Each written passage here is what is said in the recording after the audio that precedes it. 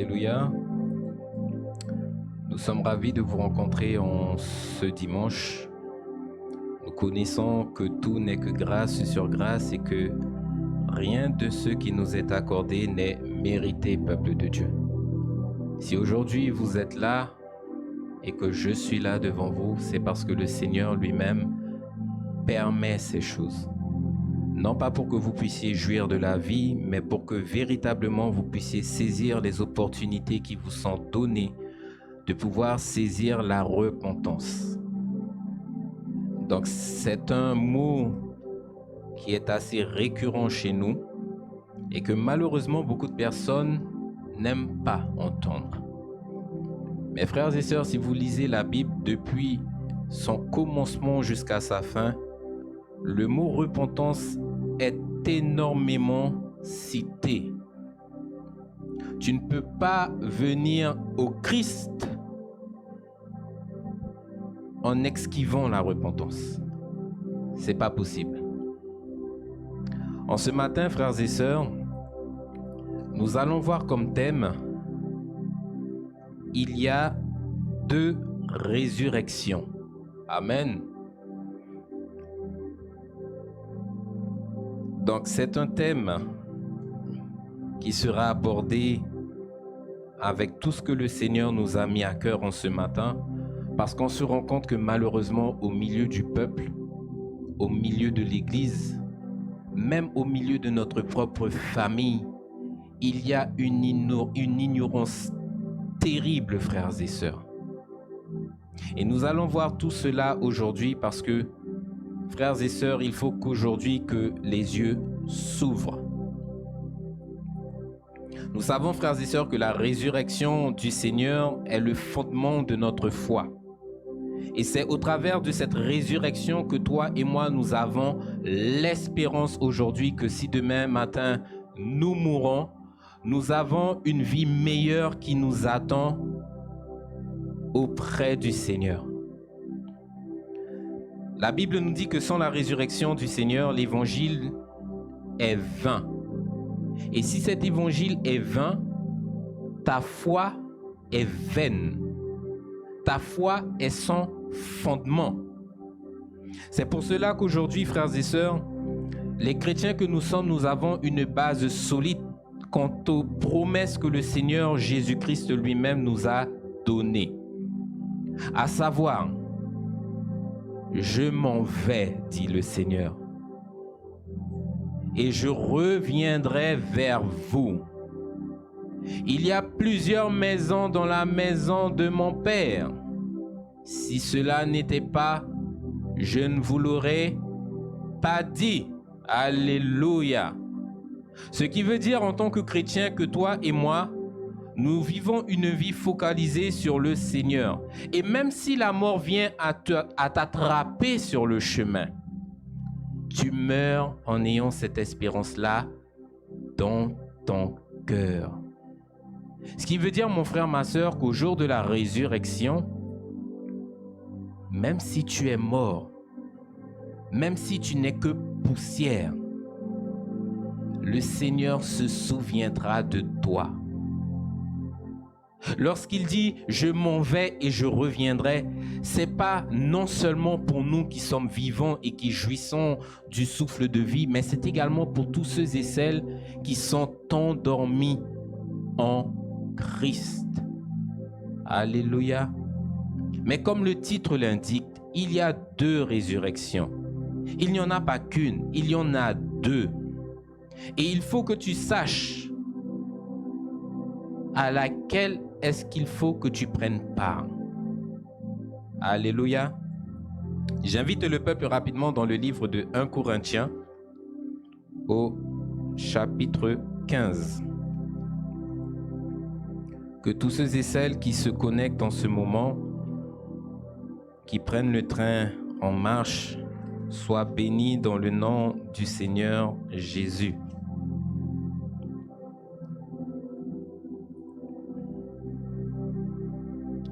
« 1 Corinthiens 15, nous prenons la lecture à partir du verset 20 qui nous dit « Mais maintenant, Christ est ressuscité des morts il est les prémices de ceux qui sont morts.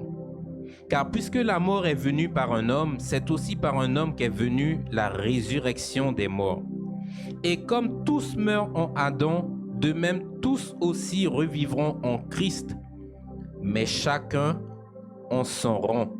Christ comme prémisse, puis ceux qui appartiennent à Christ lors de son avènement. Alléluia. Nous voyons quoi ici au travers de ce passage? Que la résurrection du Seigneur, c'est un cadeau qui est offert à toute l'humanité. Si aujourd'hui tu veux rentrer dans la vie, mon frère, ma sœur, il te faut saisir la grâce de Dieu. Non pas comme ce que nous voyons aujourd'hui au dehors, la grâce qui est saisie dans le but de pécher et de toujours abonder dans le péché sans qu'il y ait de changement. Le Seigneur aujourd'hui, lorsqu'il t'appelle, mon frère, ma sœur, il faut premièrement que sa parole ait un impact dans ta vie pour que tu puisses attraper ce cadeau-là.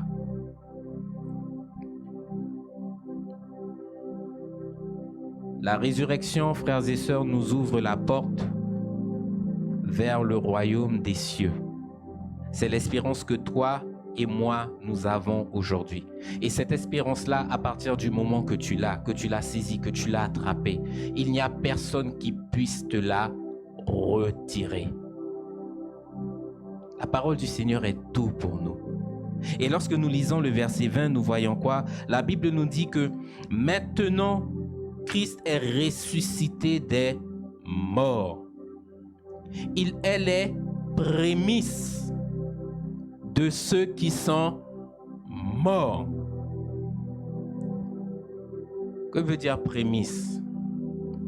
Amen. En d'autres termes, le Christ est le premier fruit du royaume. Et qui dit qu'il est le premier fruit du royaume, dit qu'il y a une récolte, une abondante récolte à venir. Il est l'avant-goût de cette récolte. Alléluia.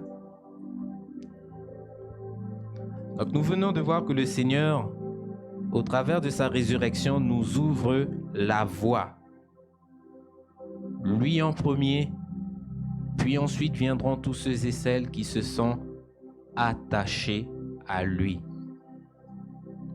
Apocalypse 1. Nous allons prendre la lecture à partir du verset 5. Le verset 5 qui nous dit: Et de la part de Jésus-Christ, le témoin fidèle, le premier-né des morts et le prince des rois de la terre. Nous voyons ici, frères et sœurs, que Dieu couronne, Dieu qualifie le Christ comme étant le premier-né des morts. Cela veut dire quoi, frères et sœurs? Que s'il est le premier-né, il y en a d'autres qui suivront également. Des petits Christ. C'est ce que nous ne cessons de dire ici. Toi, chrétien, tu es un petit Christ. Tu es le petit frère de Jésus. Tu es la petite sœur de Jésus. Et en tant que frère et sœur, vous ne pouvez pas rester dehors. Le Seigneur vous appelle à revenir à lui, à revenir dans sa maison. En d'autres termes, le chrétien qui est dehors à un moment donné sera rétabli dans la présence de Dieu. C'est pour ça, mon frère, ma sœur, qu'à un moment donné, il faut que tu puisses te positionner, il faut que tu puisses apprendre à voir ce que le Seigneur veut pour toi. Tu ne viens pas à l'église uniquement pour avoir une belle femme. Tu ne viens pas à l'église pour avoir une belle voiture. C'est trop souvent ce que l'on entend être prêché au dehors. Mon frère, j'ai un message pour toi. C'est un message de changement. Viens à l'église et le Seigneur te bénira. Viens à l'église et le Seigneur va changer ta situation. Ce n'est pas là la fondation du message que nous avons reçu. Le Seigneur te dit quoi, premièrement? Recherchez d'abord le royaume des cieux, et toutes choses vous seront données par-dessus. Nous ne cessons de prêcher cela. Et malheureusement, en tant que chrétiens, nous voulons faire quoi? Nous voulons inverser les choses et mettre la charrue avant les bœufs. Le Seigneur te dit, non mon frère, non mon fils, sois sage. Il y a un ordre dans toutes choses. Et le secret, mon frère, ma soeur, il est là. C'est comme je disais à un bien-aimé dans la semaine, si tu respectes les ordonnances du Seigneur, est-ce que tu penses que le Seigneur se tiendra là à côté de toi, mais il te fera... Pardonnez-moi. Est-ce que vous pensez que le Seigneur restera là sans se manifester à un moment donné? C'est pas possible. Quand tu vois ton enfant qui réjouit ton cœur, il fait toutes choses à merveille. Tu le conseilles, tu l'instruis et tu vois qu'il marche dans tes voies. Il marche selon les recommandations que tu lui donnes. Tu le vois qui est en train de prospérer. Est-ce que tu vas rejeter ton enfant? Non, ton seul désir, ce sera de le conseiller encore plus et de le bénir. C'est là également ce que le Seigneur veut pour vous. Ce qui veut dire que si tu mets la parole de Dieu en pratique, à un moment donné, il se fera connaître. Il te dira, mon fils, ma fille, je suis là, ne t'inquiète pas. Donc pour ceux et celles qui pensent que nous sommes fous, voire fanatiques, nous savons qui nous avons cru. Alléluia. Il est le premier-né des morts. Et toi, mon frère, ma soeur, tu dois faire partie de tous ceux et celles qui, demain matin, sont appelés à rentrer également dans le royaume. Parce que, comme je l'ai dit, il y a exactement 2 résurrections. Et malheureusement, le peuple aujourd'hui pense qu'il n'y en a qu'une. Je peux vivre dans la débauche, je peux calomnier Dieu, mais la finalité de ma vie, je rentrerai quand même dans le royaume. D'accord. Beaucoup seront surpris et choqués. L'homme de Dieu disait à un moment donné, vous voyez, il y en a qui saisissent les choses, qui comprennent les choses, qui mettent en application et qui marchent dans la direction qui leur est donnée. Alléluia. Et vous voyez ces personnes-là grandir, prospérer. Elles deviennent rapidement des personnes matures en Christ. Et vous voyez d'autres qui sont là. Un jour, je mets la parole en pratique. 2 semaines, je suis froid. Un jour, je mets la parole en pratique. Et puis, on vient à l'église en se disant, je serai sauvé. Comme on l'a déjà dit, je ne cesse de le dire, mon frère, ma soeur, il n'y a pas de chrétiens non pratiquants, il n'y a pas de chrétiens froids qui rentreront dans le royaume. Le chrétien, c'est une personne qui est constamment en feu pour son Seigneur. Et la Bible le dit, lorsque tu sers ton frère, lorsque tu sers ta sœur, lorsque tu sers ton père, lorsque tu sers celui qui est au dehors, ne voyez pas l'homme, mais voyez le bienfait que vous accordez à Jésus lui-même. En ayant cette façon de voir, vous irez loin. Parce que tous autant que nous sommes, à un moment donné, nous rencontrons des difficultés. Et par moment, lorsque tu n'as pas la solution, tu aimerais bien qu'une personne qui ait la connaissance vienne à ton secours. Il y en a dehors qui ont besoin de nous, frères et sœurs. Alléluia. Qualifié en étant le premier-né des morts. Il y a une lignée royale qui se trouve dehors. Et dans cette lignée royale-là, mon frère, ma soeur, j'espère que tu en fais partie. J'espère que moi et ma maison, nous en faisons partie également. Alléluia. vous invite rapidement dans le livre de Romains.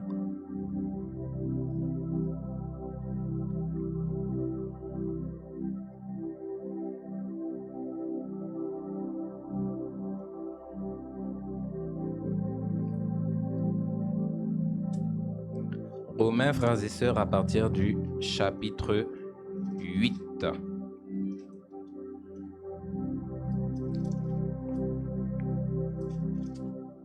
Nous allons prendre la lecture à partir du verset 29.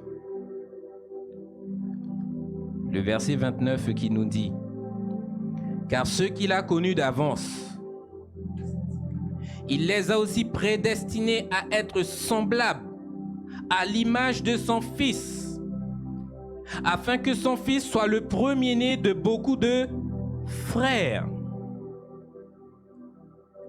Et ceux qu'il a prédestinés, il les a aussi appelés. Et ceux qu'il a appelés, il les a aussi justifiés. Et ceux qu'il a justifiés, il les a aussi glorifiés. Vous voyez ici que le Seigneur nous appelle, frères et sœurs, à faire partie de sa famille. Le Seigneur ici vous appelle frère. Et pour toi, sœur, il t'appellera sœur. Vous voyez que le Dieu que nous servons, mes frères et sœurs, mes bien-aimés, c'est un Dieu d'amour. C'est un Dieu, frères et sœurs, qui désire voir toutes choses parfaitement accomplies en nous. Ce qui veut dire aujourd'hui, tu ne peux pas porter l'identité d'une autre personne.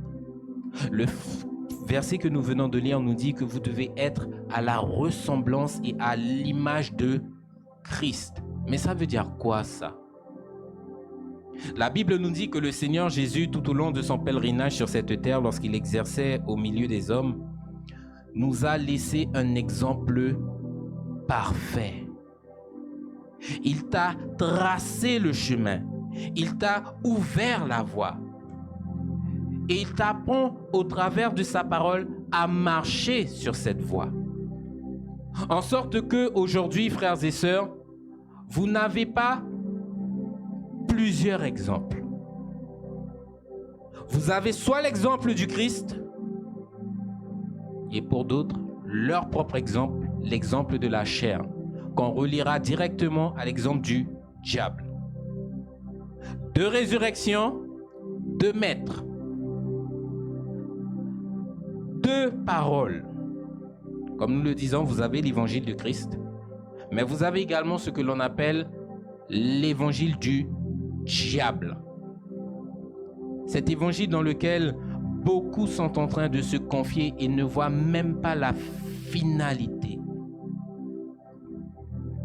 Comment est-ce que tu fais, mon frère, ma sœur, pour pouvoir chaque jour de ta vie marcher en étant à la ressemblance de Christ? C'est en faisant quoi? Je vous invite rapidement, nous allons voir cela, frères et sœurs, dans le livre de Matthieu. Et nous allons détailler ensuite.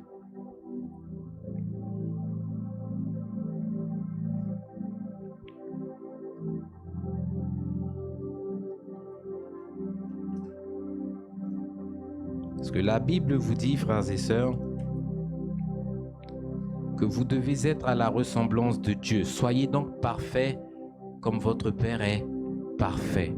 Soyez saints comme moi-même je suis saint.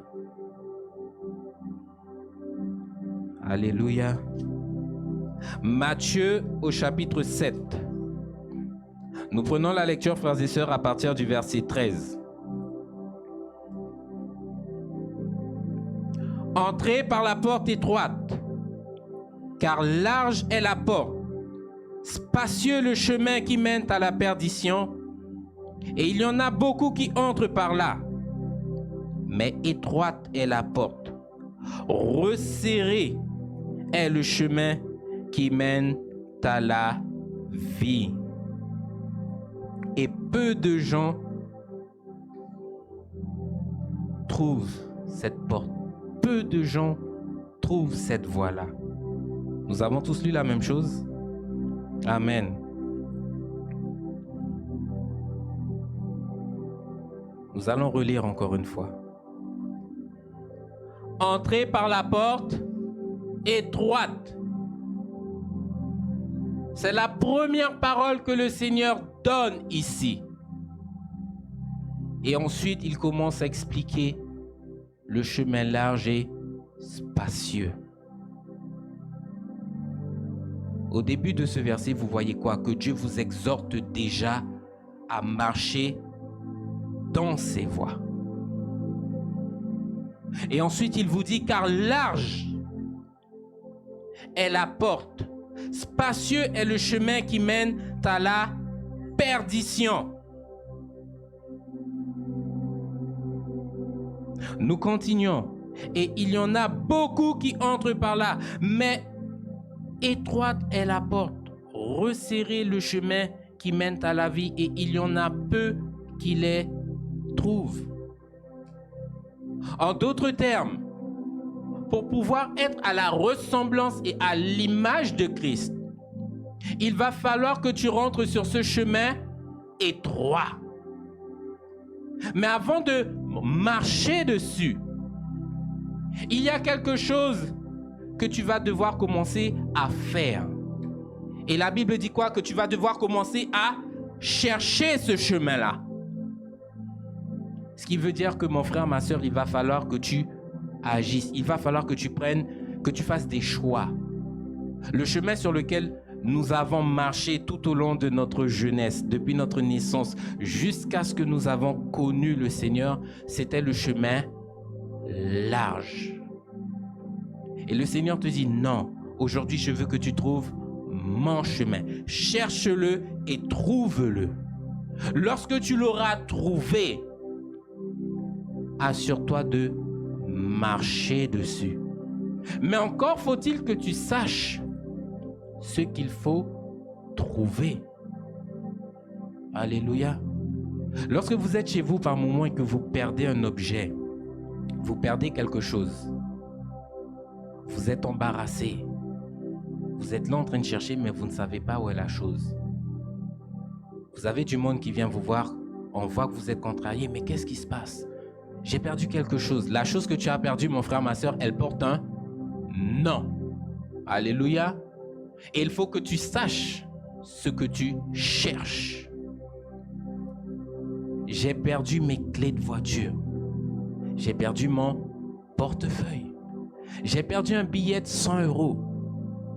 Tu commences à donner des éléments tangibles aux personnes qui viennent t'aider, de façon à ce que l'on puisse tous ensemble chercher une seule et même chose. Alléluia. Mais là, on te parle d'un chemin qu'il faut que tu trouves. Est-ce que tu sais comment est-ce que ce chemin-là s'appelle? Je ne sais pas. Nous allons le voir ce matin. Parce que de la même manière que le chemin du Seigneur porte un nom, j'aimerais te dire que la voie large porte également un nom. Alléluia. Et nous allons voir tous les noms que la parole nous donne en ce matin pour le chemin étroit. Je vous invite rapidement dans le livre d'Ésaïe 35.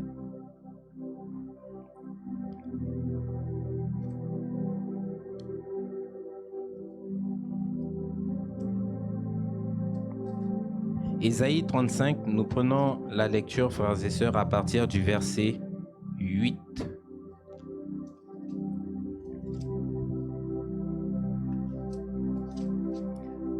La Bible nous dit, Ésaïe 35, 8, « Il y aura là un chemin frayé, une route qu'on appellera la voie sainte. » Lorsque tu entends déjà le nom de cette voie, mon frère, ma soeur, juste le mot te dit déjà tout. La voie sainte. Sur ce chemin-là, mon frère, ma soeur, tout ce que tu trouveras sera conforme à la marche chrétienne que tu dois avoir pour entrer dans le royaume. Tu trouveras la sainteté, tu trouveras la vérité, tu trouveras la justice de Dieu, tu trouveras la repentance, tu trouveras également ce que le monde n'aime pas, le jeûne et la prière. C'est l'un des premiers noms, la voie sainte. Je vous invite rapidement dans le livre des Nombres.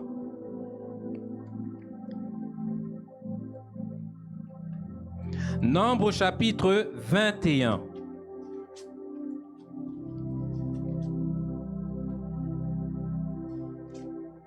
À partir du moment que l'Éternel a suscité Moïse pour délivrer son peuple de la main des Égyptiens, vous voyez quoi? Qu'à leur sortie d'Égypte, le Seigneur marche au-devant de son peuple. Il est en train de frayer un chemin pour que son peuple puisse rentrer dans la Canaan terrestre.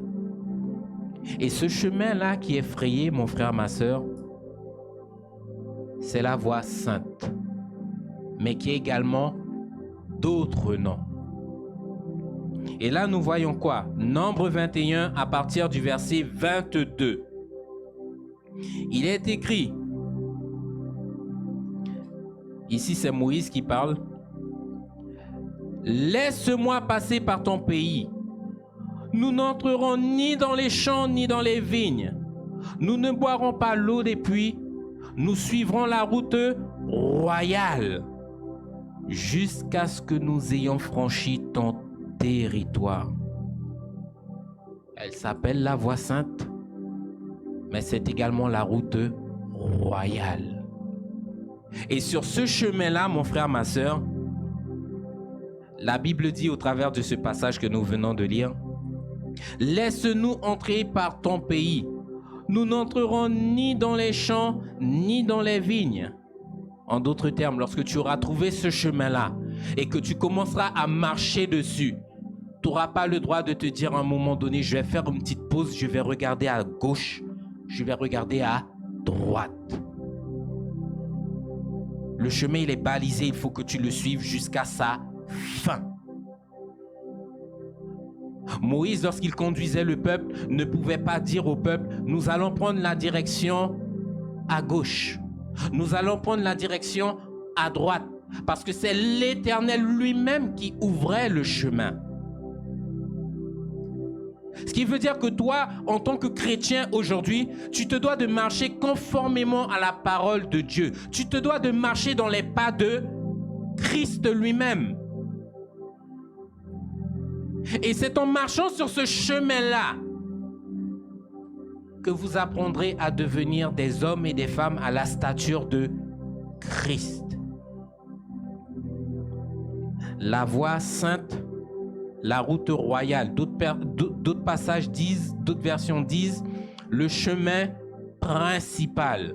Je ne sais pas si c'est ce que vous avez, mais chaque version donne un nom à cette route. La route royale, la route principale.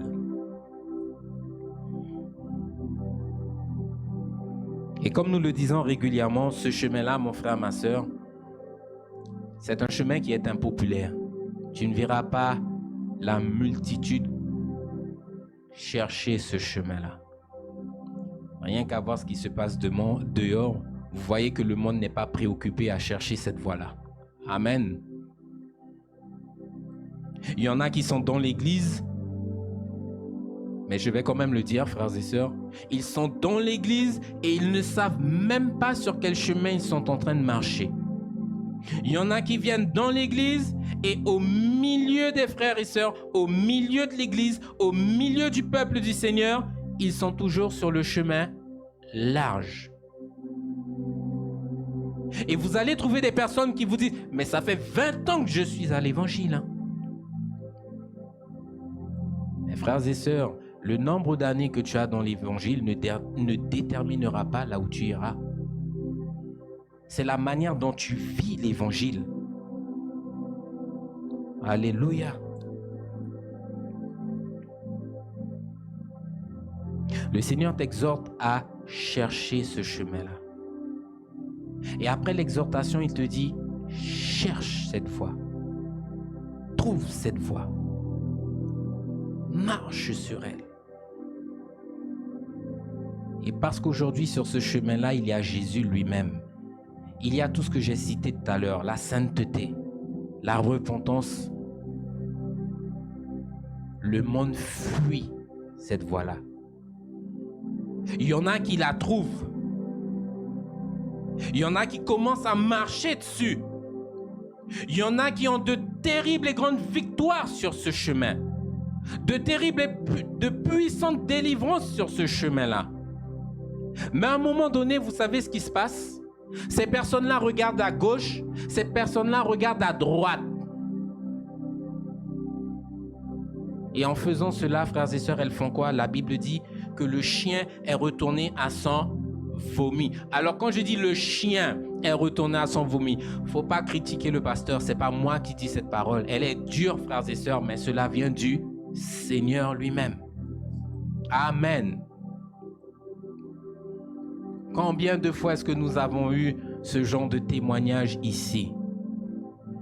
Depuis que j'ai rencontré le Seigneur, j'ai compris qu'il y a des choses que je devais changer dans ma vie. J'ai compris que j'avais une valeur aux yeux de Dieu et que je ne devais pas mettre mon corps comme ça dehors. J'ai commencé à m'habiller saintement. Et j'ai commencé à voir le Seigneur me visiter, mais de façon terrible. Et peu de temps après, vous voyez ces personnes-là qui reviennent vous voir. Elles ont perdu le standard. Ah oui, mais tu sais, depuis que j'ai connu Dieu, c'est vrai que le Seigneur s'est glorifié à de nombreuses reprises dans ma vie. Mais les hommes dehors ne me regardent plus. Je n'attire plus les hommes comme auparavant. Je suis devenue une jeune fille, mais lorsqu'on me regarde, je ne suis plus jeune. Pour les gens du dehors, je suis une mamie. Je préfère retourner dehors avec tout ce que j'avais à l'époque. Parce qu'aux yeux du monde, lorsque je m'habillais mal, j'avais quand même de la valeur. C'est terrible, hein, frères et sœurs. Terrible. Tu as une valeur, mais qui t'emmène où?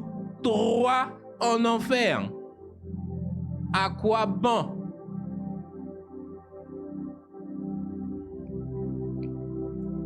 Donc nous savons que le chemin qu'il nous faut trouver s'appelle la voie sainte et la route principale, la route royale. C'est là que toi, mon frère, ma soeur, c'est là que moi, c'est là que nous devons marcher. Et sur cette voie-là, mon frère, ma soeur, si tu y marches, tu auras la garantie, tu auras le succès de trouver à la fin, même si tu meurs en cours de route, tu auras la garantie de trouver le royaume.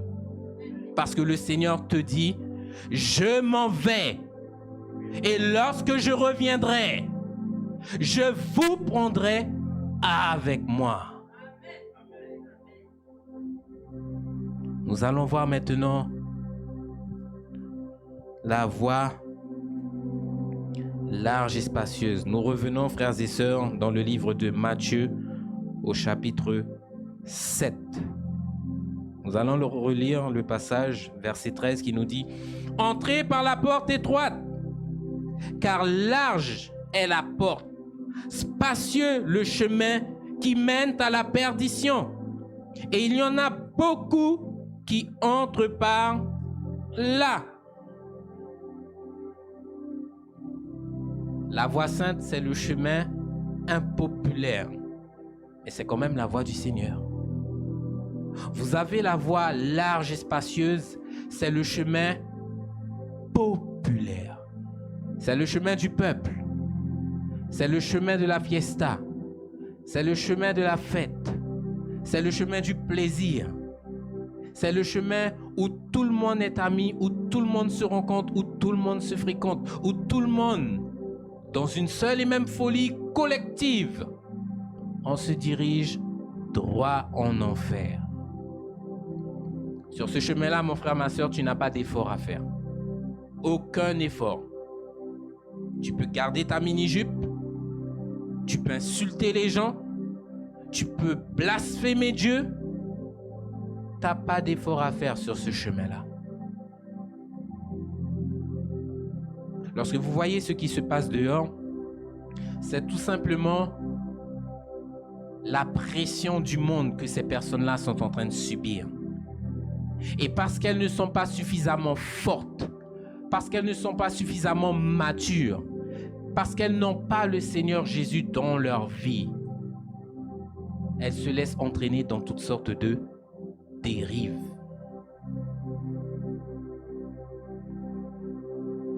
Vous avez sur ce chemin-là, frères et sœurs, beaucoup qui ont cette assurance-là.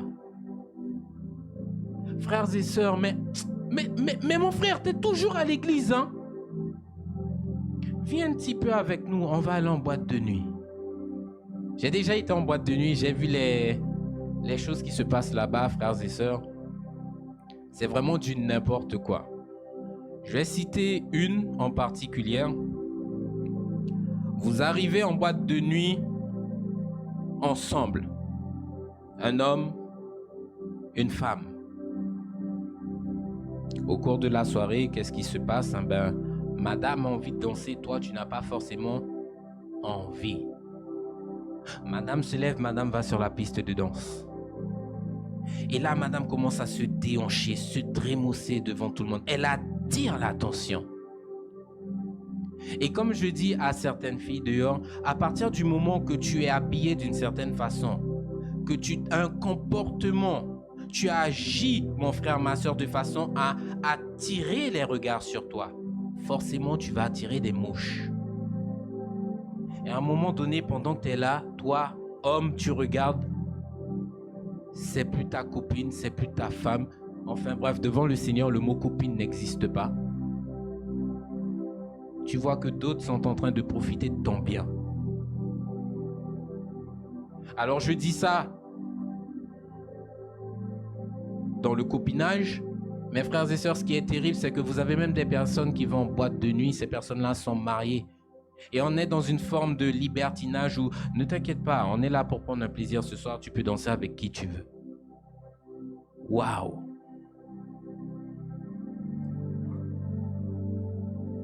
Large est la porte, spacieux est le chemin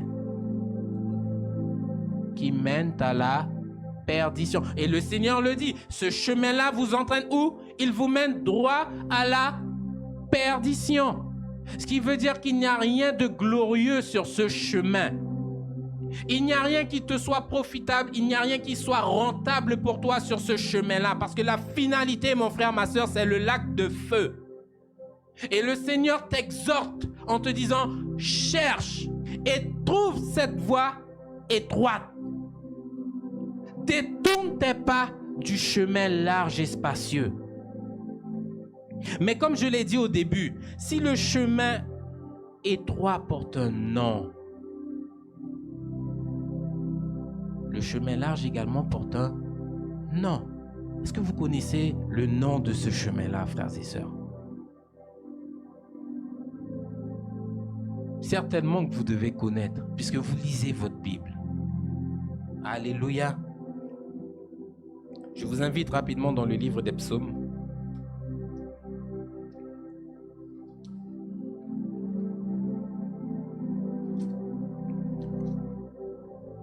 Tout est dans la parole de Dieu. C'est ce qui est merveilleux avec le Seigneur.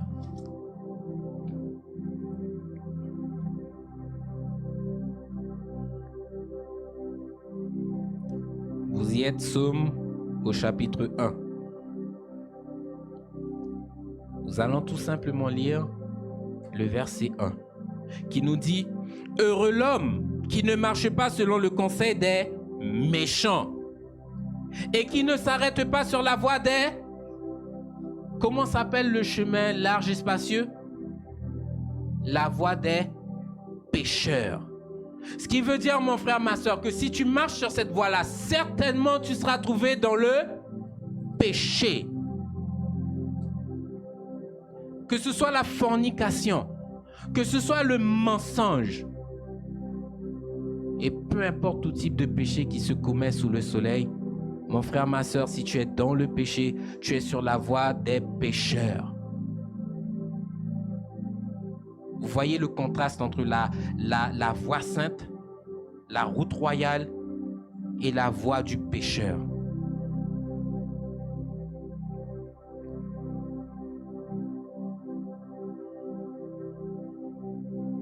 Large est la porte.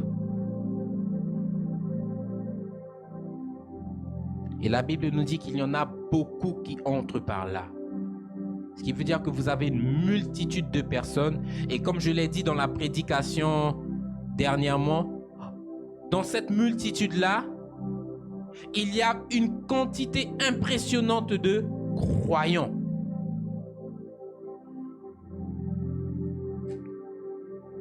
Des croyants qui ont cette ferme assurance-là de se dire qu'un jour, malgré la vie de déchéance, de décadence qu'ils sont en train de mener, qu'ils rentreront dans le royaume. Ce qui veut dire qu'ils vous font comprendre au travers de leur vie qu'ils n'ont pas besoin de faire un quelconque effort pour être sauvés. Ils sont déjà sauvés. Alors que la Bible dit quoi? Que celui qui marche sur ce chemin-là, le juste, il se sauve avec peine. Ça veut dire quoi? Que tous les jours de ta vie, tu recherches à plaire au Seigneur, mais c'est pas facile. Il y a les difficultés de la vie qui sont là. Sans compter toutes les personnes qui se dressent contre toi. Et malgré toutes ces épreuves-là, tu fais en sorte de tenir le standard du Seigneur là où il doit être. C'est impressionnant ça. Vous avez l'exemple du frère Job. Terrible histoire, hein? Malmené par la vie. Un homme qui a tout perdu. Un homme qui était même traité de fou par sa femme. Mais tu vois pas tous les malheurs qui t'arrivent. Renie ton Dieu là. Il te sert à rien, Dieu là. Arrête. Arrête. Et ce serviteur-là, parce qu'il savait en qui il avait cru, il a continué. Et vous voyez la fin heureuse de Job. Mais si tu veux les victoires de ce calibre-là, mon frère, ma soeur, c'est pas sur le chemin large qu'il faut que tu te trouves. Donc nous venons de voir le chemin large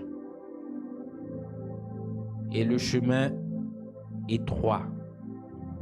Et il n'y a que le chemin étroit, mon frère, ma soeur, mes bien-aimés, qui vous façonne à la ressemblance de Christ.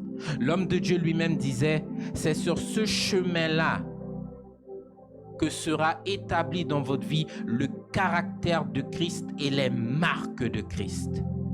Pas ailleurs. Tu veux apprendre du Seigneur, sois au bon endroit.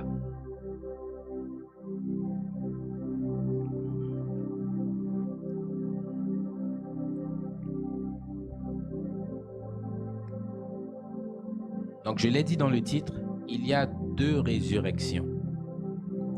Mais à laquelle est-ce que tu participeras? Parce que tout le monde aujourd'hui croit et pense que lorsqu'il mourra, il se retrouvera directement au ciel, au paradis. Quand vous voyez les personnes vous dire, de toute façon, moi je suis fatigué avec la vie, hein, au point où j'en suis, j'attends la mort. D'accord? Et après la mort, tu attends quoi? Ma résurrection. D'accord? Mais pour aller où? Ben voyons, mais quelle question? Au paradis. Waouh! Le monde lui-même vous ment. Lorsque vous voyez tout ce qui se fait au dehors par les personnes au dehors, les grands artistes, les grandes stars, le monde vous ment. Certainement, vous avez déjà tous entendu cette musique qui vous dit « On ira tous au paradis ». Ça veut dire quoi?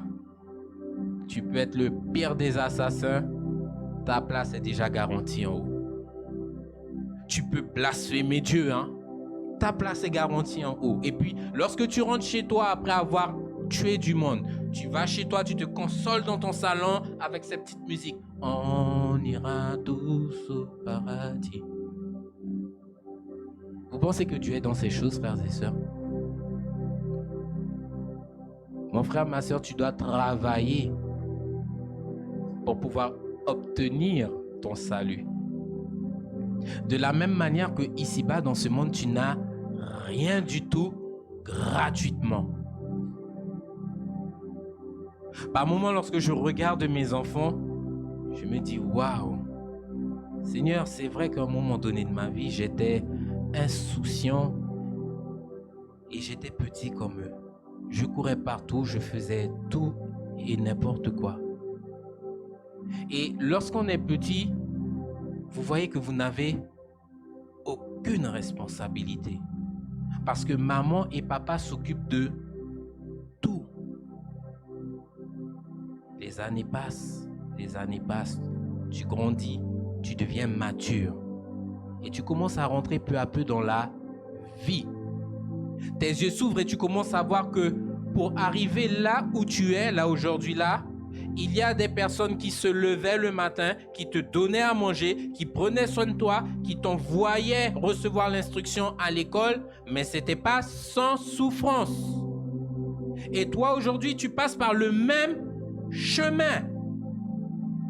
Il te faut te lever le matin, pour certains à 4 heures du matin, pour aller prendre un bus à 5 heures, pour aller à 7 heures sur un banc de l'école, finir à 17 heures en ayant reçu l'instruction, pour à la fin de tout ce cursus scolaire, obtenir un fameux diplôme qui te servira pour la suite. Rien n'est donné gratuitement.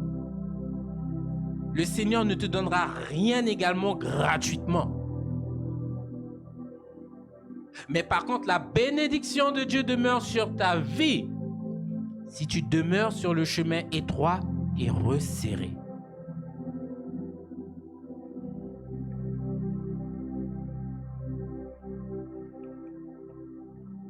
Nous allons rentrer dans les résurrections qu'il y a. J'invite le peuple dans le livre de Daniel. Et nous allons essayer de décortiquer tout ça, frères et sœurs. Parce que mon frère, ma sœur, il ne faut pas que tu loupes la bonne résurrection. Si tu la loupes, c'est terminé. On l'a déjà dit ici, il n'y a pas de deuxième chance, il n'y a pas de réincarnation. Tu n'es pas dans un jeu vidéo là, mon frère, ma sœur. C'est la seule chance, c'est la seule opportunité que tu as de rentrer dans la vie. Après celle-là, il n'y en a plus d'autres. Daniel 12.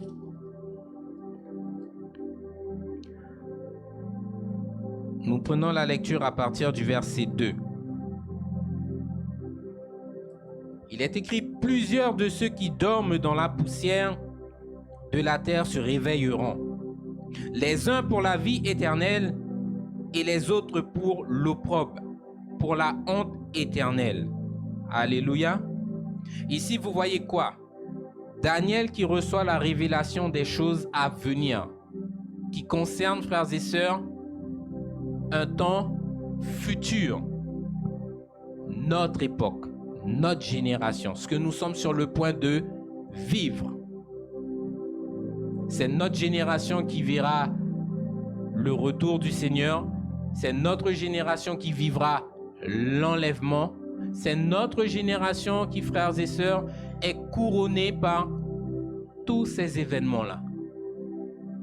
Ce qui veut dire quoi aujourd'hui?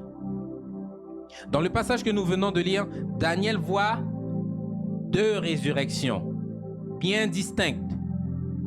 Et il nous dit quoi? Plusieurs de ceux qui dorment dans la poussière se réveilleront, les uns pour la vie éternelle et les autres pour l'opprobre éternel. Il voit les deux résurrections se passer en même temps. Vous avez un groupe qui ressuscitera pour la vie éternelle et un groupe qui ressuscitera pour la mort.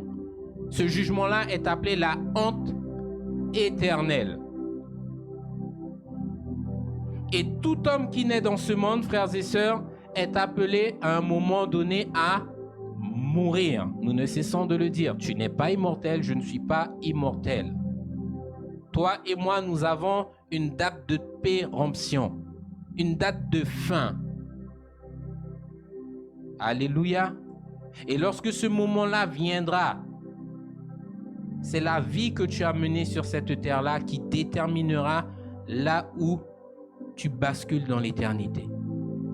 Est-ce que c'est près du Seigneur ou est-ce que c'est en enfer? Et nous voyons que Daniel voit deux groupes. Alléluia. Et là, le Seigneur nous donne cette révélation-là à partir du livre de l'Ancien Testament. Et ce qui est merveilleux avec le Seigneur, c'est que Dieu, c'est un Dieu précis. C'est un Dieu qui affine les choses. Le Seigneur ne te donne pas les choses là comme ça sans te les expliquer par la suite. Il existe deux résurrections, oui. Mais ces deux résurrections-là, frères et sœurs, ne se feront pas et ne se passeront pas en même temps. Nous allons rentrer dans le livre de Jean au chapitre 5.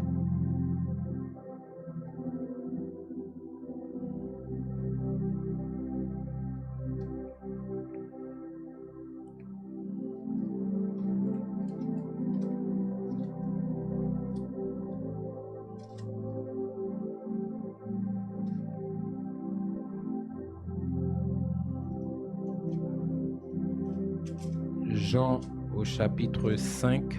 Donnez-moi un petit moment, le temps que j'y arrive.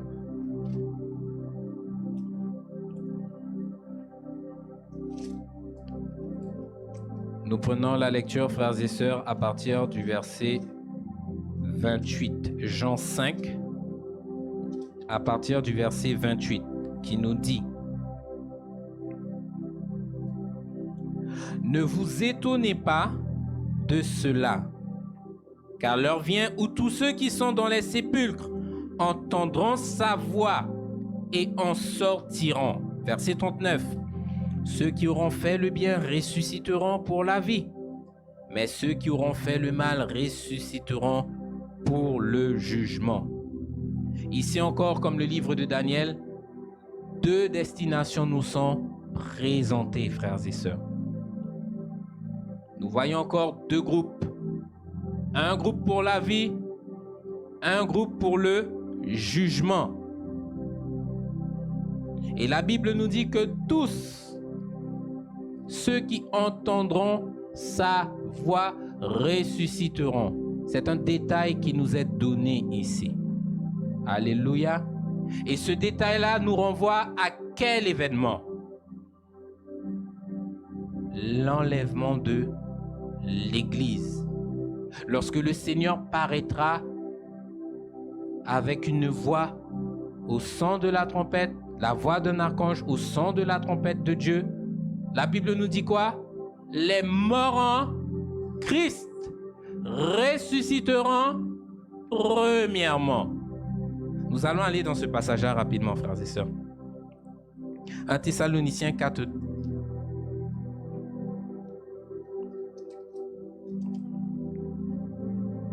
1 Thessaloniciens 4 au verset 13, qui nous dit: Nous ne voulons pas, frères, que vous soyez dans l'ignorance au sujet de ceux qui sont morts, afin que vous ne vous affligez pas comme les autres qui n'ont point d'espérance.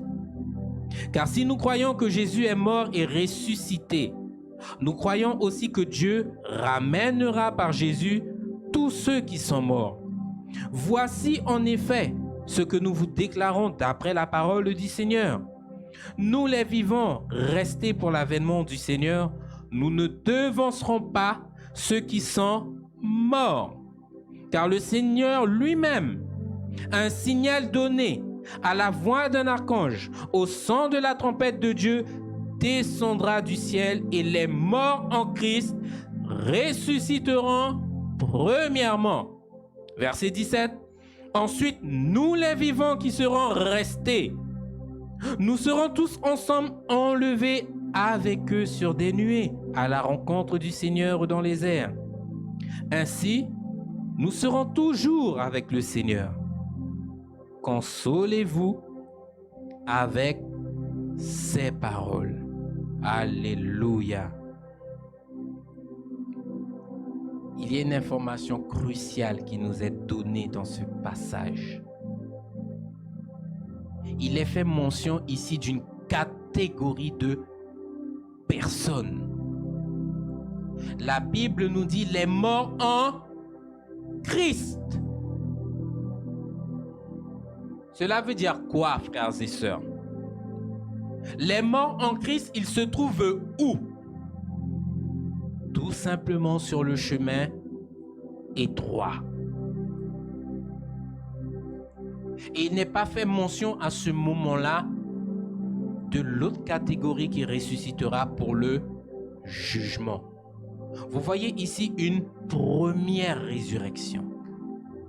La résurrection des saints, la résurrection des justes, de tous ceux et celles qui sont morts en Christ, de tous ceux et celles qui ont cru en Dieu, de tous ceux et celles qui ont vécu leur vie en pratiquant la parole de Dieu, de tous ceux et celles qui sont morts en ayant cette espérance de la résurrection dans leur cœur.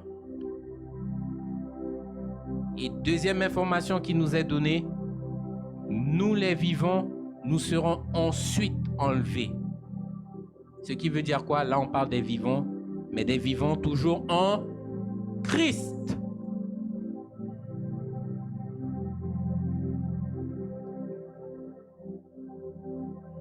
Et au travers de ce passage-là, mon frère, ma soeur, tu comprends une chose? Au travers de la première résurrection concernant les morts en Christ, on ne parle pas des morts en Christ de notre génération.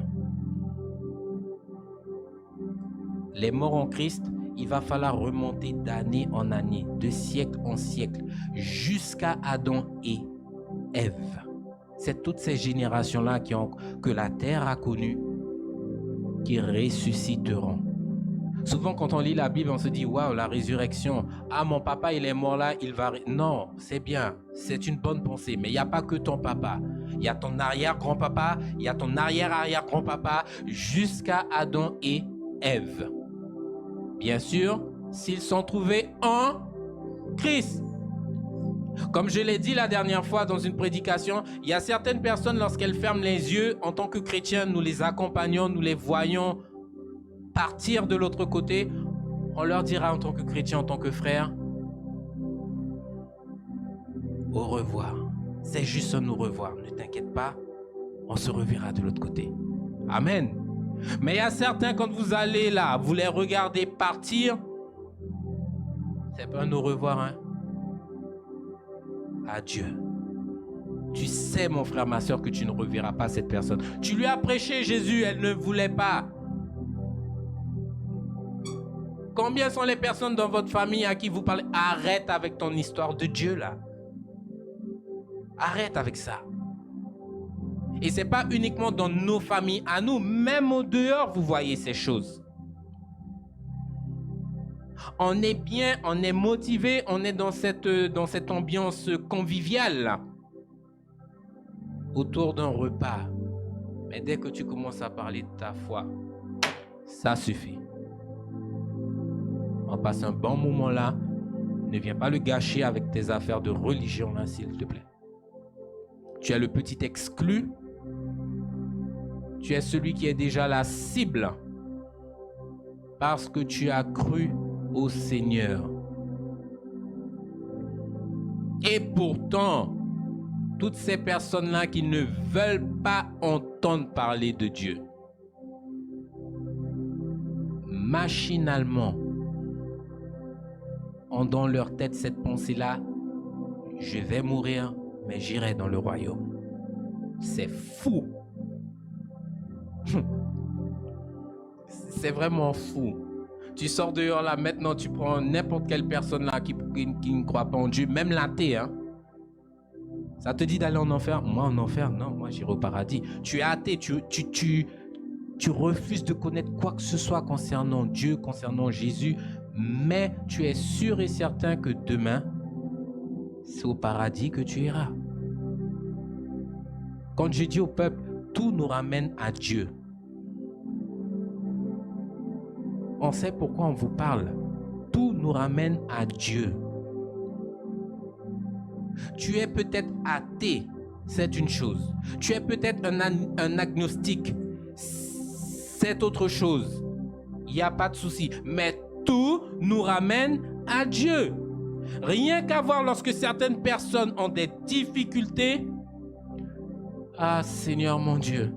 Et si tu es athée ou agnostique, tu ne devrais même pas avoir ce genre de paroles-là dans ta bouche. Tous autant que nous sommes, nous avons été créés de la même façon. Et la Bible dit que en toi, en moi, même si tu es athée, même si tu es agnostique, réside en toi la pensée de l'éternité. Il y a cette part de toi qui crie à Dieu.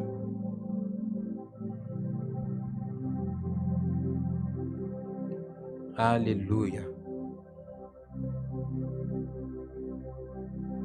Première résurrection, la résurrection des justes, la résurrection des saints.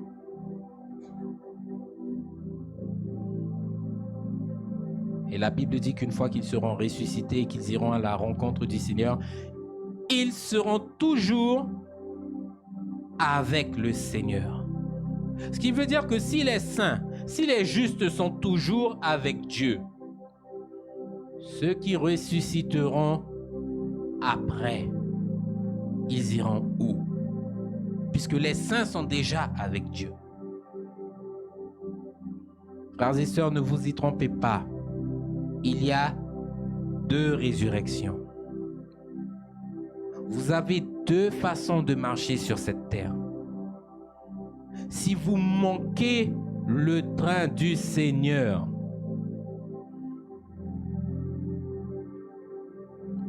la suite, elle sera terrible et décevante.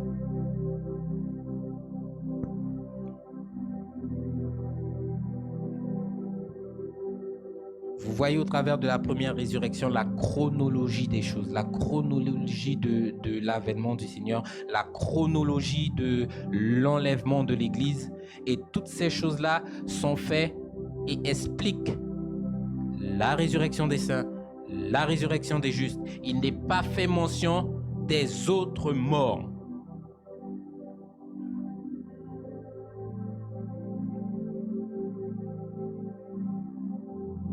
Quand on dit aux frères et sœurs, ce n'est pas n'importe quel chrétien qui va au ciel. On a fait une action dernièrement avec le bishop Gina, le pasteur CJ et tout. Et on a été frappé à la porte d'une personne. Personne nous a regardé de la tête aux pieds. Merci beaucoup pour ce que vous faites pour nous. Naturellement, nous on reste humbles. Il n'y a pas de souci. Qu'est-ce qui se passe? Là, on voit une personne de la famille qui arrive en fond. Dites-nous, vous êtes chrétien? Dit, effectivement, si vous nous demandez si nous sommes chrétiens, si nous allons à l'église, oui, nous allons à l'église. Nous sommes chrétiens. Et la personne nous regarde avec un air, un ton méprisant. Mais monsieur, mais tout le monde est chrétien. Nous sommes tous chrétiens sur terre. Nous sommes tous chrétiens. Est-ce qu'on a la même notion de chrétien?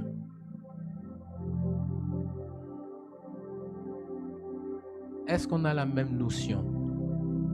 Lorsque nous lisons, frères et sœurs, la parabole des différents types de cœurs au travers l'histoire de la semence. Voilà, amen. Vous voyez quoi? Un cœur endurci, un cœur pierreux. Je dirais les premiers cœurs, c'est tous des mêmes cœurs, ce sont des cœurs endurcis. Et vous voyez qu'au travers de tout ce qui est présenté, il y a un cœur qui convient au Seigneur. Un cœur qui pourra se laisser toucher.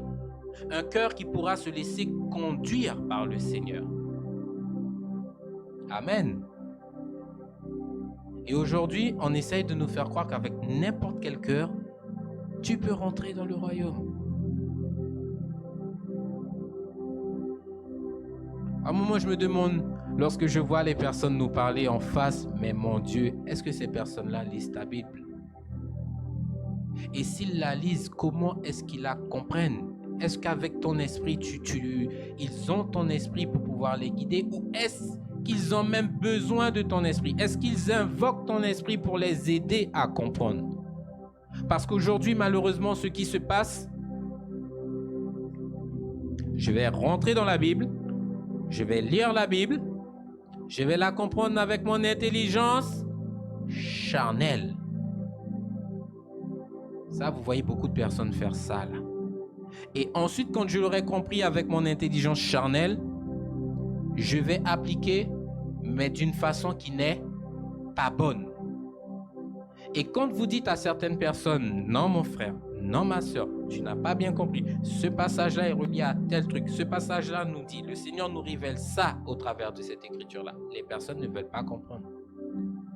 Et c'est quelque chose de tout à fait normal parce qu'elles ont été enseignées, elles ont été éduquées comme ça.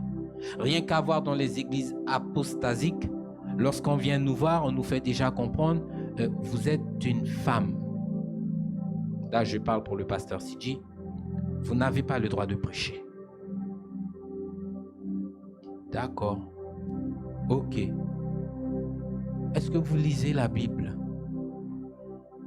Parce que c'est écrit nulle part dans la Bible que tu n'as pas le droit de prêcher en tant que femme.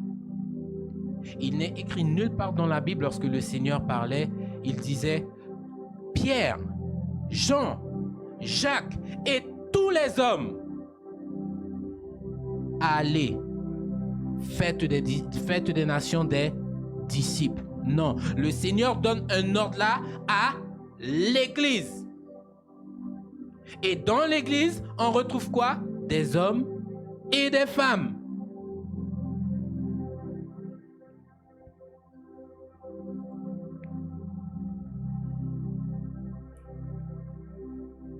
Donc, comme nous le disons ici, nous prêchons régulièrement la sainteté, la repentance. Et comme je l'ai dit, ce n'est pas n'importe quel chrétien qui rentrera au ciel. Hébreux 12, 14 nous dit « Recherchez la paix et la sanctification sans laquelle nul ne verra le Seigneur. » D'autres passages disent encore « Soyez saints comme moi-même je suis saint. » Et encore, ce que Dieu veut, c'est votre sanctification. Tout ce que Dieu dit nous renvoie à la sainteté. La sainteté qui aujourd'hui est méprisée et rejetée. Donc, comme je l'ai dit, le Seigneur affine les choses. Daniel voit 2 résurrections se produire en même temps, mais lorsque vient le temps, nous voyons qu'au travers de 1 Thessaloniciens 4 que nous venons de lire, que la première résurrection, la résurrection des justes, la résurrection des saints n'a pas lieu en même temps que la résurrection de ceux et celles qui paraîtront devant le trône pour le jugement. Et il faut savoir, mon frère, ma soeur, qu'à partir du moment que l'enlèvement a pris place, que l'Église est partie, la terre elle-même subira ce que l'on appelle la tribulation et la grande tribulation. Une période qui est décrite et qui durera 7 ans. Alléluia. Après cette époque de détresse, la Bible nous parle encore d'un autre temps, un petit peu plus prospère qui arrivera, que l'on appelle le millénaire de Christ. Ce qui veut dire que vous prenez les 1000 ans de Christ, vous prenez les 7 ans de tribulation, vous les additionnez, ça vous donne le temps après le départ de l'Église pour la résurrection de l'autre catégorie de personnes. Vous voyez qu'il y a un écart entre les deux.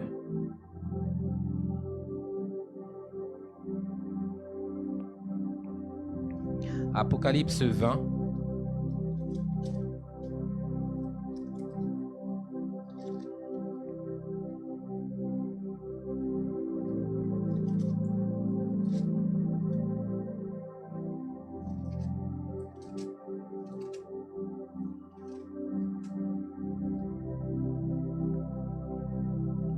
Alléluia.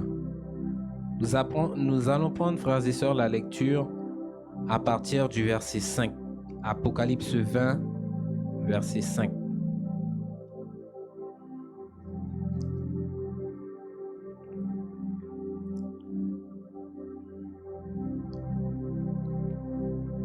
Il est écrit: les autres morts ne revinrent point à la vie jusqu'à ce que les 1000 ans soient accomplis.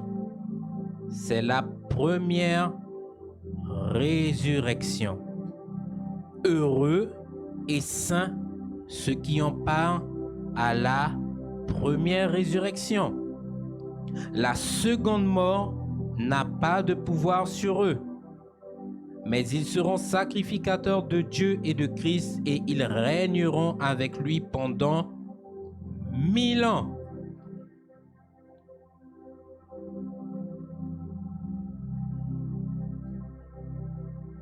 Ce passage est clair. Les autres ne reviendront pas à la vie jusqu'à ce que les 1000 ans soient accomplis. Et dans ce passage que nous venons de lire, le Seigneur pointe une chose. Et il vous dit: heureux ceux et celles qui ont part à la première résurrection. La première résurrection, c'est celle que nous avons vue et qui est décrite dans le livre de 1 Thessaloniciens au chapitre 4 à partir du verset 13 jusqu'au verset 18.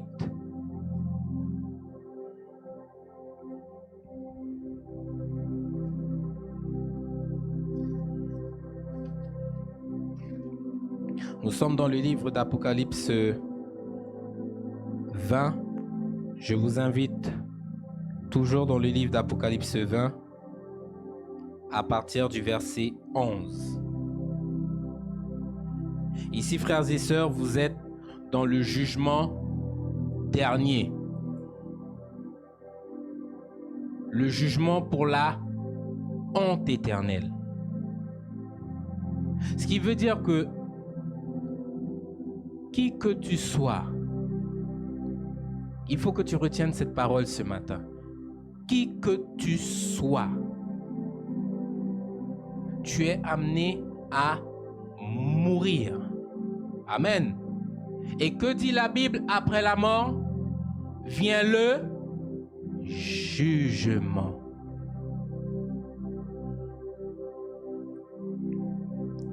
Apocalypse 20, 11. Puis je vis un grand trône blanc, et celui qui y était assis dessus. La terre et les cieux et le ciel s'enfuirent de devant sa face, et il ne fut plus trouvé de place pour eux. Le verset 11 que nous venons de lire décrit tout simplement la destruction de la création du Seigneur. Amen. Ce qui veut dire quoi? Quand Genèse, vous lisez, le premier jour, Dieu fit. Dieu est à l'œuvre pour pouvoir créer tout ce qui nous environne aujourd'hui. Mais viendra un temps où cette création-là, Dieu la détruira. C'est écrit noir sur blanc. Alors pourquoi j'insiste? Parce que nombreux sont ceux et celles qui pensent que l'éternité, c'est ici sur terre qu'on va la passer. Frères et sœurs, ne vous y trompez pas. Il y a de nouveaux cieux, une nouvelle terre qui nous attend. Tout ce que vous voyez ici est voué à disparaître. Donc on reprend. Puis je vis un grand trône blanc et celui qui était assis dessus. La terre et le ciel s'enfuirent de devant sa face et il ne fut plus trouvé de place pour eux. Je vis les morts, les grands et les petits, qui se tenaient devant le trône. Des livres furent ouverts et un autre livre fut ouvert, celui qui est le livre de vie. Et les morts furent jugés selon leurs œuvres, d'après ce qui était écrit dans ces livres. La mer rendit les morts qui étaient en elle. La mort et le séjour des morts rendirent les morts qui étaient en eux. Et chacun fut jugé selon ses œuvres. Alléluia. Puis la mort et le séjour des morts furent jetés dans l'étang de feu. C'est la seconde mort, l'étang de feu. Quiconque ne fut pas trouvé inscrit dans le livre de vie fut jeté dans l'étang de feu. Verset 11. C'est le moment où toute personne comparaîtra devant le trône de Dieu pour pouvoir rendre compte. Mais rendre compte de quoi? Tout simplement de la manière dont tu as vécu ta vie ici-bas sur cette terre. Vous savez, il y a ce que l'on appelle l'abus de la grâce. Amen. Il va falloir répondre pour ce crime-là. Je dis que c'est un crime parce que le Seigneur te l'a donné. Il va falloir maintenant répondre présent pour.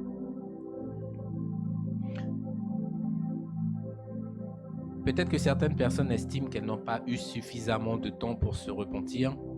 Elles n'ont pas eu suffisamment de temps pour pouvoir saisir la main du Seigneur. Peut-être, c'est une façon de penser. Alléluia. Lors d'une prédication, on a fait ce que j'appellerais une addition. Vous êtes avec moi?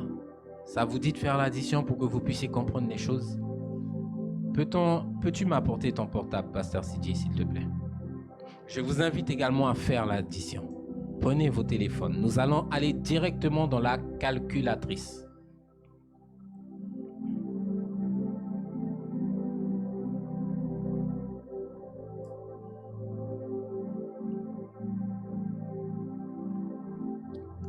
C'est bon?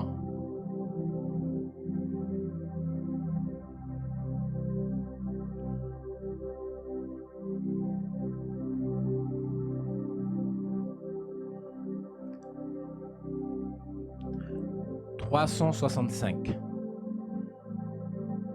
C'est égal au nombre de jours qu'il y a dans une année. Alléluia.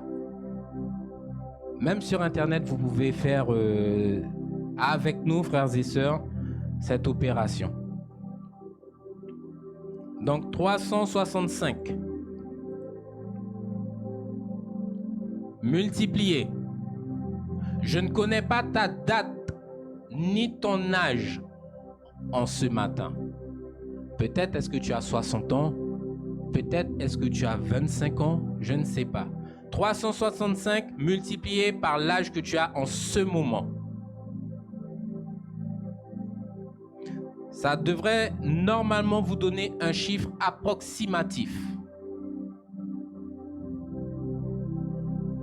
Pourquoi approximatif? Parce qu'il faut peut-être, votre date de naissance est dépassée de peut-être 2 mois, de 6 mois. Il faudrait rajouter ces 6 mois-là pour avoir le compte exact. Vous me suivez jusque-là? Ce qui veut dire que 365 fois, admettons, j'ai 55 ans, ça te donne exactement 20 075 jours de vie sur cette terre. Amen.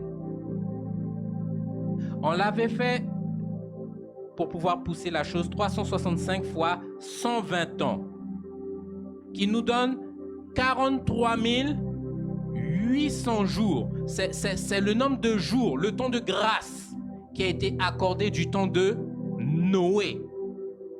Ce qui veut dire que toi, aujourd'hui, quand tu fais ce calcul-là, mon frère, ma soeur, et que tu meurs sans avoir connu Christ, tu as eu du temps. Tu as fait quoi de tout ce temps? Tu as fait quoi de tout ce temps? En sachant que pendant ce temps, ce laps de temps qui t'a été donné, tu as entendu parler de Jésus. On est venu t'inviter à l'église. À l'école même, lorsque tu étais en train de recevoir l'instruction du professeur en histoire géographique, tu entendais avant Jésus-Christ, après Jésus-Christ. Le temps a filé. Vous savez que le temps file, le temps ne nous appartient pas. Hier, tu étais en train de rigoler avec des amis, là. Tu étais à peine en maternelle, tu te regardes demain matin, là. Tu as à peine fermé les yeux. Tu es déjà un grand homme, cheveux blancs. Ça passe tellement vite. Et le temps file et il ne nous attend pas. Le Seigneur regardera et verra, mon frère, tu as quand même eu 16 000 jours de vie sur cette terre. Tu en as fait quoi? 16 000 jours où depuis que tes yeux se sont ouverts dans ce monde, tu as toujours été trouvé dans la luxure, dans les plaisirs, dans la débauche. Il n'y a pas eu un moment où tu t'es arrêté sur le chemin sur lequel tu marchais pour pouvoir t'interroger, pour pouvoir reconsidérer tes voies et revenir à moi. Il n'y a pas eu une fois. Je t'ai toujours vu, j'étais là à côté de toi et je voyais que tu étais dans une folie totale. J'ai envoyé des serviteurs et tu n'as pas prêté attention.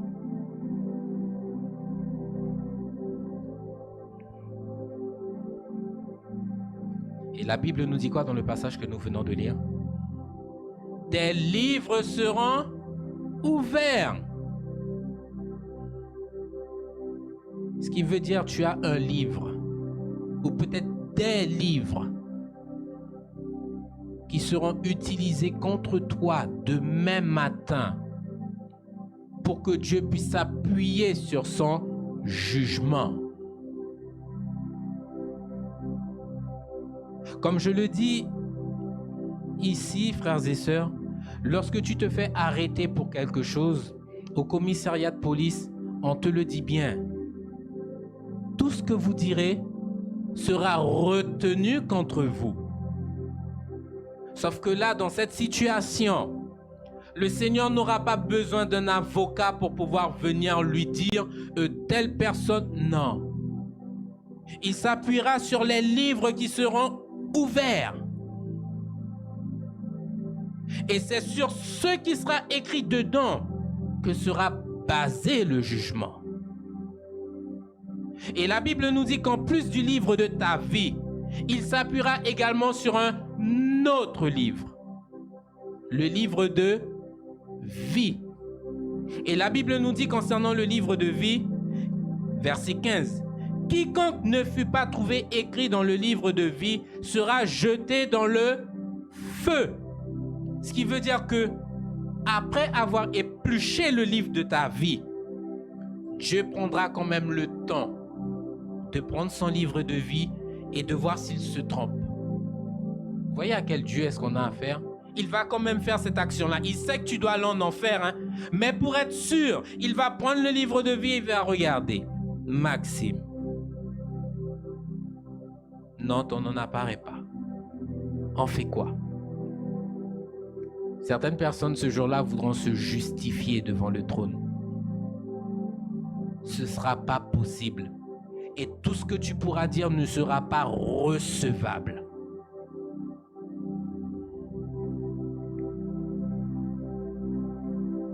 Tout sera mis en lumière. Je l'ai déjà dit ici, tout ce que tu as fait dans les ténèbres ce jour-là, devant tout le monde, devant la multitude, tout le monde sera au courant de ce que tu as fait et de ce que tu n'as pas fait. On te voyait là, waouh, mais c'est un couple parfait. C'est un beau couple, regarde-les, mais ils sont toujours heureux. Et devant le trône, tu verras que non, ils n'étaient pas toujours heureux. En façade, ils avaient l'air heureux, mais c'est un homme qui battait sa femme. C'est un homme qui trompait sa femme. Tu peux cacher ce que tu veux aujourd'hui aux yeux des hommes. Tu peux mentir aux serviteurs. Mais viendra un jour où la multitude sera assemblée. Et dans cette multitude-là, tout ce que tu as voulu cacher sera révélé aux yeux de tous. Et je pense que là, lorsque ce jugement-là apparaîtra devant le grand trône blanc, frères et sœurs, pour tous ceux et celles qui ressusciteront et qui arriveront devant le grand trône blanc, le trône du jugement, ça va être terrible. La Bible nous dit, et les grands et les petits. Alléluia. Les grands et les petits. On a souvent tendance, lorsqu'on lit la Bible, comme je vous ai dit, à interpréter les choses de façon charnelle, de façon mécanique. Mon esprit, ma conscience me dit que c'est ça, donc c'est ça que je comprends. Or non, la parole de Dieu nous dit que c'est une parole qui est vivante. Et si tu dois la juger, tu dois la juger de façon spirituelle pour comprendre les choses, pour comprendre ce que la Bible elle-même veut te faire voir, comprendre dans toute sa véracité et dans toute sa profondeur. Lorsqu'on dit les grands et les petits, c'est pas forcément toi adulte avec ton enfant. Oui, il y a des adultes, il y a des enfants qui comparaîtront devant le trône. Mais lorsqu'on dit les grands et les petits, je pense que vous avez déjà entendu cette expression, les grands de ce monde. On parle là de quoi? De personnes importantes, de personnes populaires. Une star, un artiste, un grand avocat, un grand président, de personnes qui ont marqué l'histoire. Et les petits, c'est tout simplement quoi? Le reste du peuple. Monsieur et madame, tout le monde, celui qu'on ne connaît pas.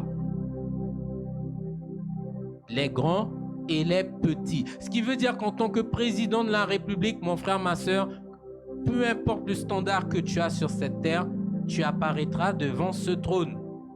Tu ne pourras pas dire au Seigneur, j'ai été président de la République. Ah, excuse-moi, rentre dans mon royaume. Ça ne se passera pas comme ça.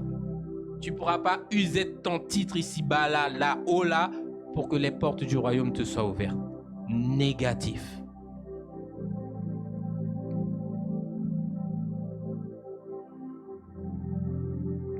Et lorsque vous... Peut-on relire ce passage? Apocalypse 20, verset 11.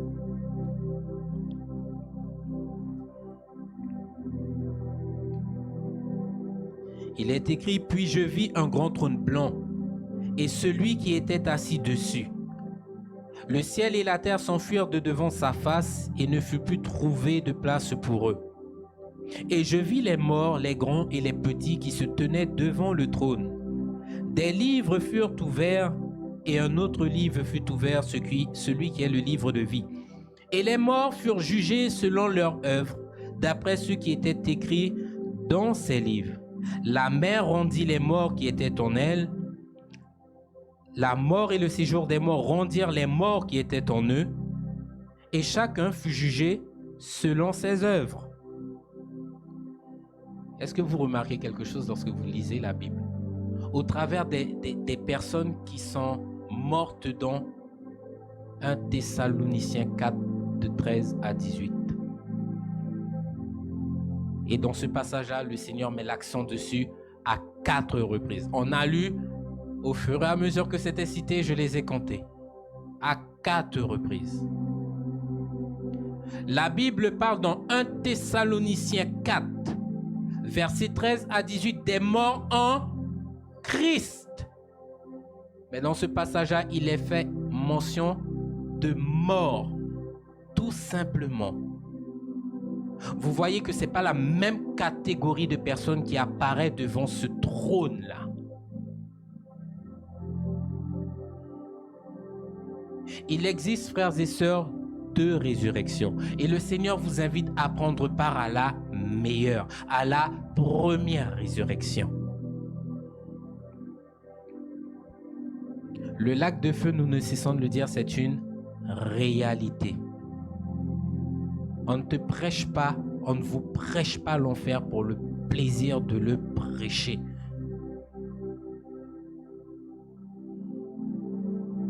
Et c'est une catastrophe que le Seigneur veut vous éviter à tous. Mais malheureusement, il faut le dire, il y a une multitude qui sera laissée dehors. Une multitude qui sera confiante et qui, malgré toute sa confiance, se retrouvera à frapper à la porte. Une multitude de croyants qui avaient cette assurance-là et il leur sera dit: hors de moi, je ne vous ai jamais connu, vous qui commettez l'iniquité. Le Seigneur ne prend point plaisir au péché, frères et sœurs. Donc oui, mon frère, ma sœur, tu peux être sur ton lit de mort. Tu peux attendre la mort, c'est ton choix. Mais la résurrection à laquelle tu prendras part, c'est là, mon frère, ma sœur, qu'il faut te concentrer. Parce que si tu prends part à la deuxième, c'est fini. Si tu prends part à la première, tu seras avec ce que l'on appelle la grâce éternellement. Le Seigneur, c'est la grâce. Il s'est donné pour toi. Si tu veux une définition de la grâce, Jésus. Tu seras avec lui éternellement. Et la Bible nous dit pour tous ceux et celles qui seront enlevés, qui seront avec le Christ, ce ne sera pas la condamnation, hein. Ce sera les réjouissances. Nous avons détaillé une fois ici toutes les récompenses merveilleuses que le Seigneur a prévues et promis de nous donner. Le corps glorieux, la couronne, la vie éternelle, les nouveaux cieux. Il y a de quoi faire. Alléluia. Et comme le dit l'homme de Dieu, pour toutes les petites souffrances que nous vivons ici-bas sur cette terre, ça vaut le coup d'endurer pour rentrer dans cette vie-là. Alléluia. Donc ne vous y trompez pas, frères et sœurs. La vie éternelle ne se trouve qu'en Dieu, sur le chemin étroit et resserré. J'invite le peuple à se mettre debout.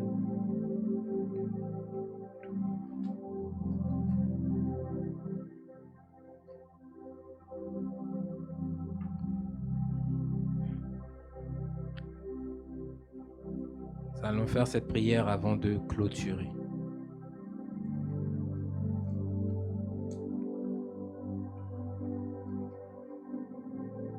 Amen. Pour ceux qui veulent recevoir le Seigneur, je vous invite tout simplement à répéter cette prière au nom puissant de Jésus. Puissant Seigneur Jésus, je reconnais devant toi, Seigneur, que je ne suis rien. Je reconnais, Seigneur, que toute ma vie, je suis resté loin de toi. Et aujourd'hui, Seigneur, tu veux me rétablir dans ta présence. Tu veux que je prenne part à la meilleure résurrection. Aide-moi, Seigneur, à marcher sur ton chemin. La voie sainte, Seigneur. Cette voie où tu établiras ton caractère, tes marques dans ma vie. Et que tu puisses m'aider chaque jour de ma vie à vivre en accord avec ta pensée, à vivre en accord avec ta volonté. Seigneur, ne me donne pas le choix, sinon que de te suivre toi. Aide-moi, Seigneur, parce que mon éternité en dépend. Et je ne veux pas aller dans le lac de feu. C'est pour ça que tu es venu, Seigneur. Alors mon Dieu, pardonne-moi et aie pitié de moi. Touche mon cœur, Seigneur. Transforme-le, Seigneur, afin qu'il puisse vivre et battre pour toi, Seigneur. Dans le nom de Jésus, mon Dieu, aide-moi, parce que je n'ai aucun secours dans ce monde. Je veux regarder à toi, parce qu'il n'y a que toi qui puisses agir. Dans le nom de Jésus, Amen. Soyez bénis, peuple de Dieu, et que la grâce du Seigneur soit sur chacun d'entre vous. Amen.